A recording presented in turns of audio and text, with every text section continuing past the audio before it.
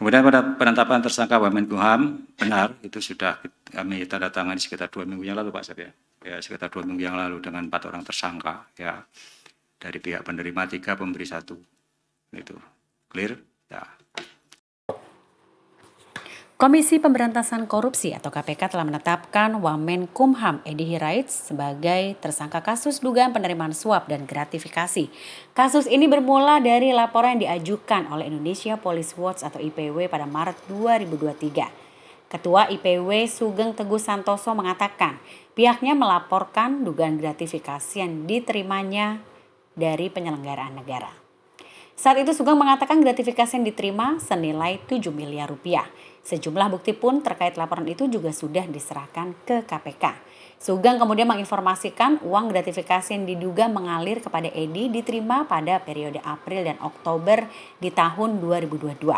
Kemudian, Wakil Ketua KPK Alexander Marwoto mengatakan kasus dugaan gratifikasi dengan terlapor Edi Hiraitz sudah naik ke penyidikan.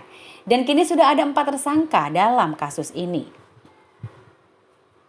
Dilansir dari Kompas.com, Alex menyampaikan 3 tersangka sebagai penerima dan 1 tersangka sebagai pemberi.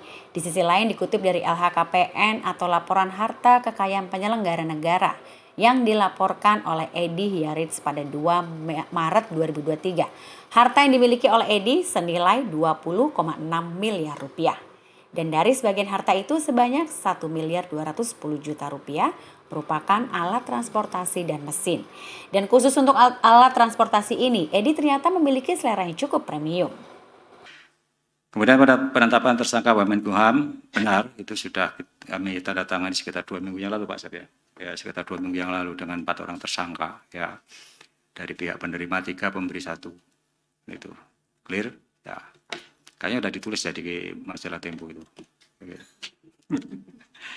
Kemudian supervisi perkara pemerasan di Polda. Ya, kami sudah membalas surat. Ya tentu tahapan supervisi itu harus kita mulai dengan koordinasi. Ya koordinasi. Kemudian kebutuhan apa yang kemudian akan dilakukan supervisi. Ya nah, kalau dari pemberitaan dari permintaan Polda kan supaya penyidikan yang mereka lakukan itu transparan ya. Ya kalau sudah transparan ngapain juga disupervisi kan seperti itu kan. Karena kita lakukan supervisi kalau misalnya dalam penanganan perkara itu ada hambatan berlangsung lama, ada dugaan ada intervensi ya, kita supervisi. Nah, oke lah kita yang bersangkutan atau pihak Polda minta supaya dilakukan supervisi ya.